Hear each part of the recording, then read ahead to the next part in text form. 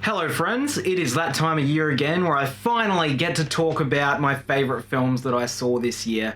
Saw the last couple things I needed to see last night, so that brings it to a total of about 110 for the year so far, so if I'm missing anything, I might not have seen it, but chances are I probably have. But it's been a solid year for film.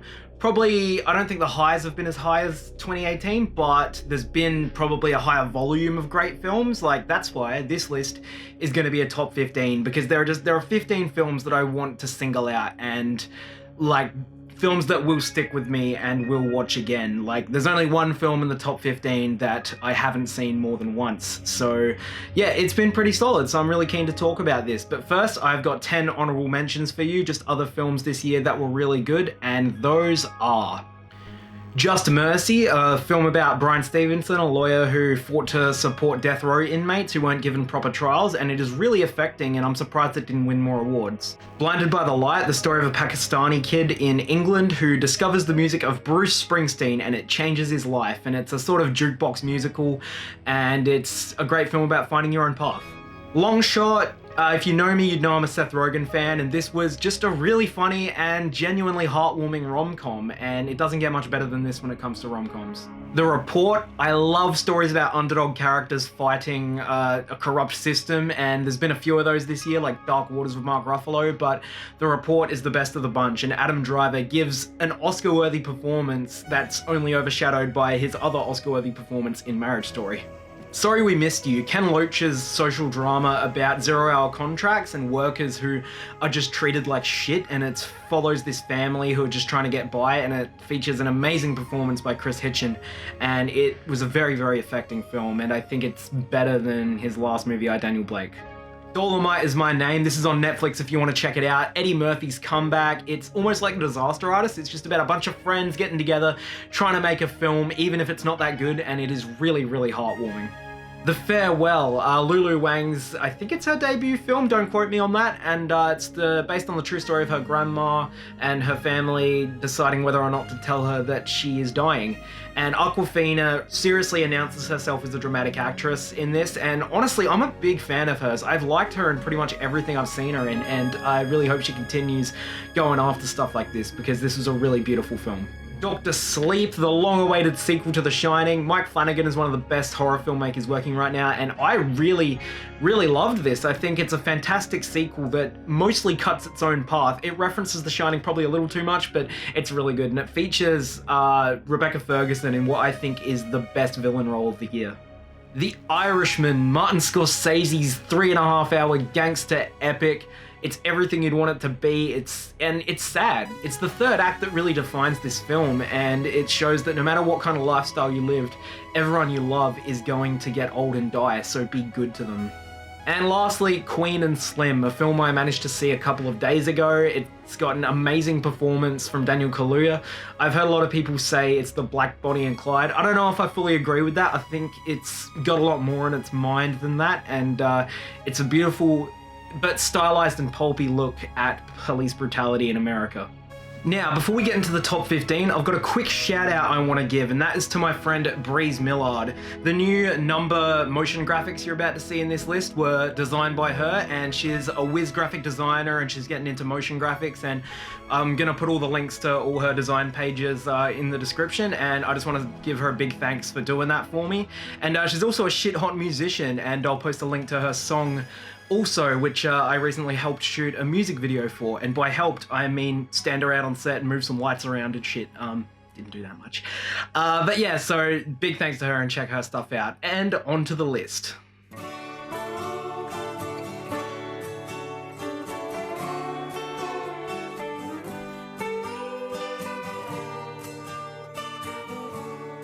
Paddington. Now, this was one of the first films I saw this year, and it's one that's just really stuck around and had a big impact on me. It's by Alexander Lehman, who made Blue Jay, which is another similar film just about two characters going through something, and it stars Mark Duplass and Ray Romano. Mark Duplass's character develops terminal cancer, and they're pretty much all each other have in the world. They're best friends, they do everything together, and he decides that when the time comes, he is going to die, commit suicide, go out on his own terms before the cancer gets too much. and he asks Ray Romano to help him with that. And it's about their friendship and about how they deal with this, and it is horribly sad but quite funny, and a moving tale of friendship and loneliness and how we all overcome those things. And it's on Netflix. If you want a good cry, check this one out.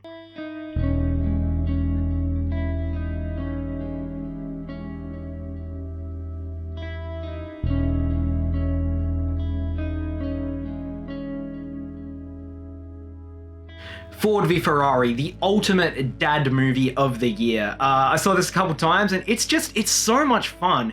James Mangold is really good at making biopics. Christian Bale gives a phenomenal performance, and Matt Damon is so good. He's just kind of overshadowed by Bale, but Matt Damon is fantastic in his own right. And even if you don't care about car racing, there's a lot bubbling under the surface of this, and it tells a great story about creatives fighting against an oppressive system, and that is kind of a bit of commentary on the film industry, because these two guys, they know exactly what they have to do. They're the best in their field. They know the cars they need to build, but they constantly have to get it approved by the higher ups and committees of 10 people.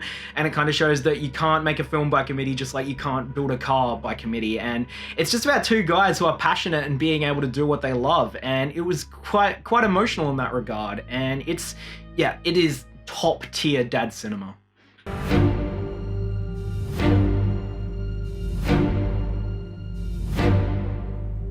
When are you gonna come down?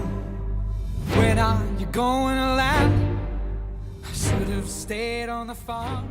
I'm going to try and hold back from talking about how upset I am that this didn't get many Oscar nominations, but Rocketman is another film that kind of reinvented the biopic, because music biopics, the genre's almost dead in that the format is so stale. Like Bohemian Rhapsody last year, I enjoyed that film, but it has so many problems. And Dexter Fletcher here shows that he was probably responsible for most of the good parts of that film, because Rocketman is fantastic. It turns Elton John's story into this fantasy musical that really not only shakes up the structure, but feels true to him as a human being and who he was. And it's not afraid to shy away from the darker aspects of his life. It's a film about highs and lows, and Taron Egerton gives an incredible performance that was one of the best of the year, and proves that he's not just a pretty face. He is the real fucking deal as an actor, and he is going to be huge. I mean, he's already huge. Everyone I know loves him. I love him. Rocketman is one of the most criminally underappreciated films of the year.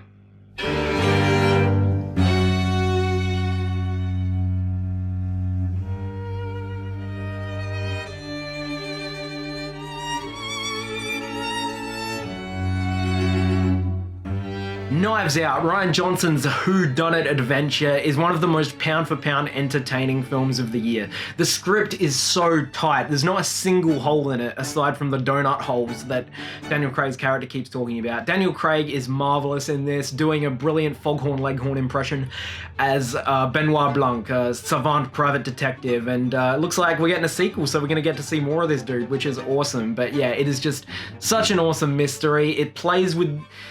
It uses tropes of the genre to its advantage, and it makes fun of itself while still taking itself seriously, and it's a little paradoxical in that matter, but it is just pure entertainment.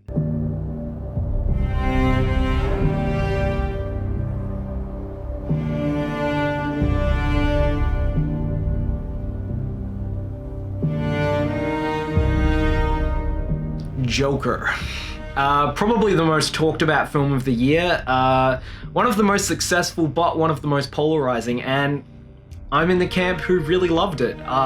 It is a psychologically affecting but seriously entertaining character study, and sure, it's not as deep as the Martin Scorsese films that it homages, but not every film has to be. It's just a great story and a great spin on a beloved character, and it just proves that if you play the Joker, you're winning an Oscar. Joaquin Phoenix is sensational in this, totally deserved his Oscar. I would have given it to Adam Driver, but I can't complain. He's fucking phenomenal in this movie. It's so well crafted. The score, Hilda Guanadotti is a legend. The cinematography, it's just a wonderful film, and it might be a little flawed in parts. It definitely isn't perfect. I think it deserves the praise it's gotten, and I'm glad it did so well this award season.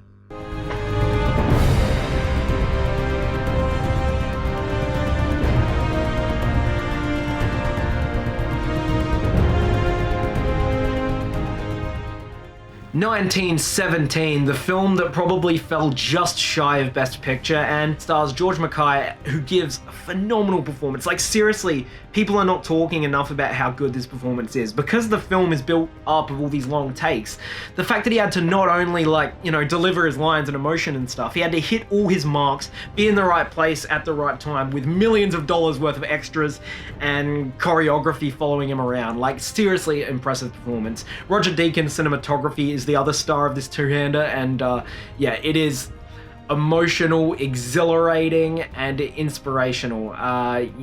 You can't ask for much more than that from Sam Mendes. I think it's his best work to date.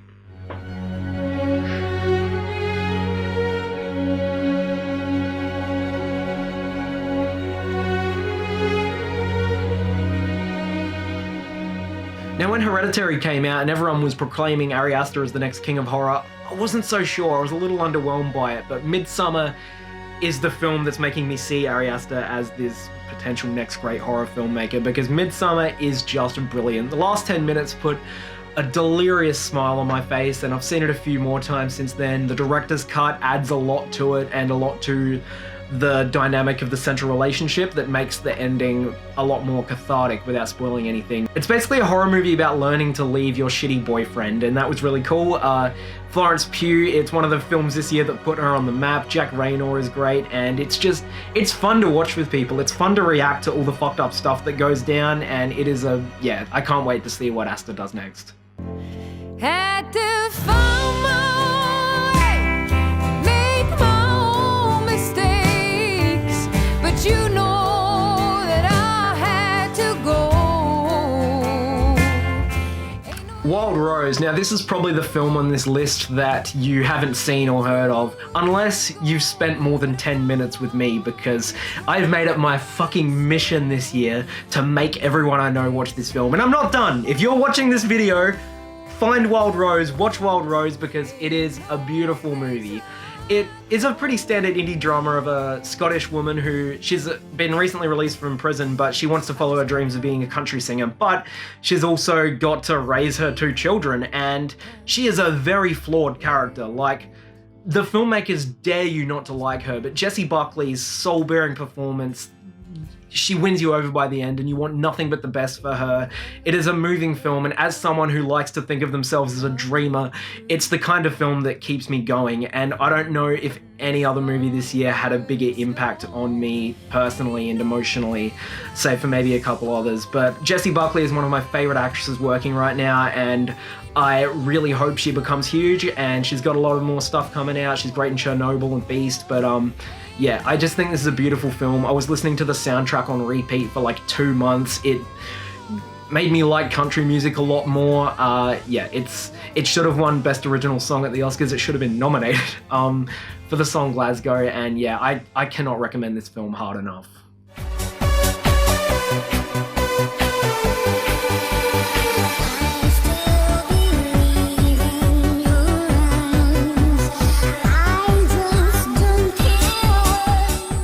The Safdie brothers are 2 directors that I have loved watching grow over the past decade, from Heaven Knows What to Good Time to Uncut Gems, and this movie just skates by on pure chaotic energy.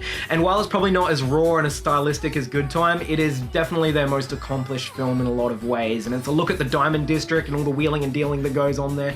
But really, it's a character study about addiction and not knowing when to quit, framed upon Howard Ratner, played by Adam Sandler, who gives his career best performance. And it is so frustrating because you're just watching him make terrible decision after terrible decision, and there are so many moments in this where he could have just solved everything, but he doesn't, because he is addicted to the rush and addicted to the win, and that's just the kind of person he is, and he cannot escape who he is. And it is an exhilarating film with one of the most tense third acts I have ever seen, and I don't know if I like this or Good Time more. It's honestly a toss-up, and I flip-flop every day, but yeah, this pretty much hit the mark for me, and it's also on Netflix, and you have to watch it if you haven't, just to watch the Sandman on full chaos mode.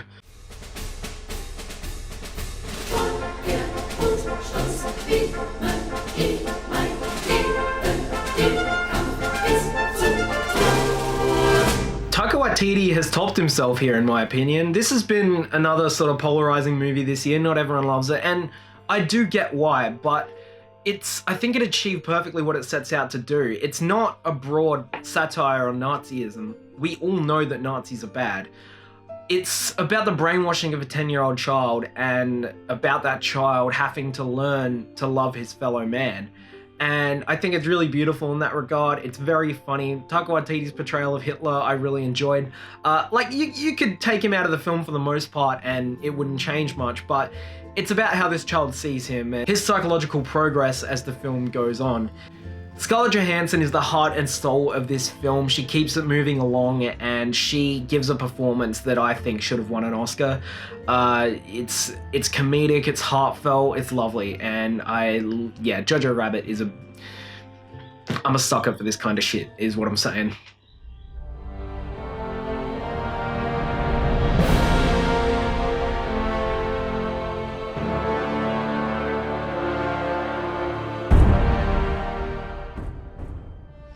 A year out from release, people aren't really talking about this one anymore. It's become almost popular to hate on it, and I'm not going to begrudge people who don't like it.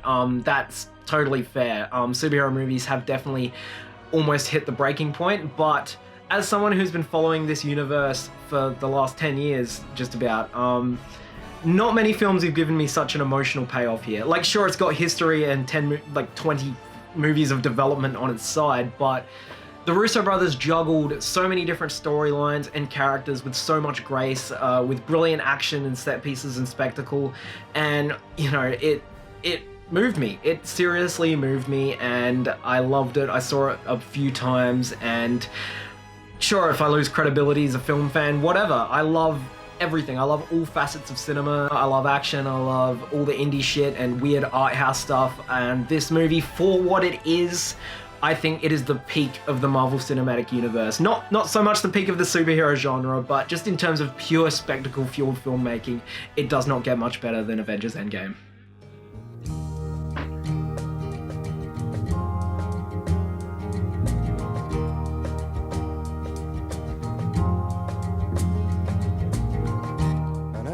Another year, another criminally overlooked film from director Marielle Heller, who is behind 2018's Can You Ever Forgive Me? And one of my favorites of that year. And A Beautiful Day in the Neighborhood is a very creative biopic about Fred Rogers, played beautifully by Tom Hanks in a supporting role. But Marielle Heller is one of the warmest filmmakers working right now, and this movie is the biggest cinematic hug of the year. It hit me at the perfect time. I was having a pretty rough few days when it came out, and it washed all over me. I was in tears for so much of the third act, and it's a beautiful plea about talking about your feelings, because it's so hard to talk about your feelings, whatever you're feeling, and it tells you that it's okay to do, and that's what Mr. Rogers was all about. He was a beautiful person, and by showing how he helped the most prickly of adults in this film is a great testament to his far-reaching powers. He didn't just help kids. I think the whole world had a lot to learn from Fred Rogers, and I wish I grew up with his show. I'd probably be a bit better person, a more well-adjusted person because of it, but I'm glad we have this film and the beautiful documentary Won't You Be My Neighbor that came out recently. This is another film that had a huge impact on me this year. Did a lot for my mental health, and I would encourage anybody to see it. It's so well done and so warm, and I'm a sentimental bastard, so I was always gonna love this shit.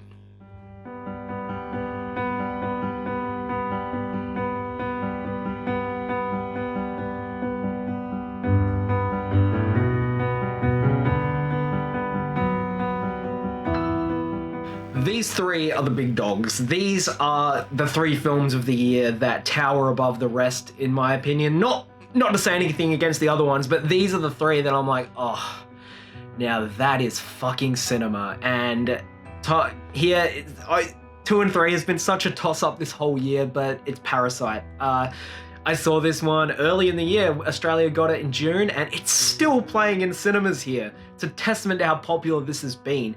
And Bong Joon-ho is a filmmaker I've admired for a long time, and I am so glad that he's the one who has single-handedly put South Korean cinema on the world map. And it's been a long time coming. He's been doing it for 2 decades, and Parasite is his magnum opus so far. He's hoping he can top it at some point, but it's so entertaining, it's so accessible, but at the same time, it's dark and fucked up. It's messy, but it's refined in the way it's messy. It's messy on purpose. It's a very muddled and blurred social commentary where there's no real villain aside from class itself, and there are bad decisions made throughout this film, and it's just a wonderful piece of genre cinema. It's thrilling, it's very, very funny, it's got great characters, great performances, and nothing is out of place. There's no filler. Every shot means something, every prop means something, and it is an accomplished masterwork, and I am so overjoyed that it won Best Picture at the Oscars. I was running around the room screaming. So I can't wait for what Bong Joon-ho does next. And if you haven't seen Parasite yet, watch it. Don't worry that it's subtitles, we all speak one language, and that language is cinema. Bong Joon-ho. He's been my favorite part of award season. It's of a merchant's daughter brought up in Callio. Hurrah, me other girls who'd let me go. She took me in the parlor and said, won't you be me beau? Hurrah. Hark! Back from a quick break because my camera overheated. The Lighthouse. While I was sitting in the theater for this movie, I just could not help but think the whole time, I've never seen anything like this before. It feels like something that jumped straight out of the 1930s. Much like Ari Aster, this is the film that turned me into a Robert Eggers fan. I really like The Witch, but this is a step up on every level. It is pure singular genre filmmaking, and it's like accurate to the time period, but you've got some, psychological, maybe supernatural shit going on, but purely it's just about 2 lighthouse keepers losing their minds, and it is a riot. It is funny, it is disturbing, it is violent, it is dark, it is gross, it is grimy, and that's a credit to the production design and the whole aesthetic, and just the lightning performances from Robert Pattinson and Willem Dafoe, especially Willem Dafoe. He disappears into this character. He is amazing in this, and so is Robert Pattinson. Both of them are award worthy, and this is just honestly one of the most fun films of the year, but fun not in the traditional sense, in the what the fuck am I watching, holy shit, I can't believe this movie exists sense. And I'm not even sitting here to deep dive and analyze what it all means and what was real and what wasn't. It's based on the myth of Prometheus and yada yada yada. This is just such a fun movie, and I think that's what Robert Eggers intended it to be. And if he has more shit like this up his sleeve, I cannot get it soon enough. Bring on the Northmen.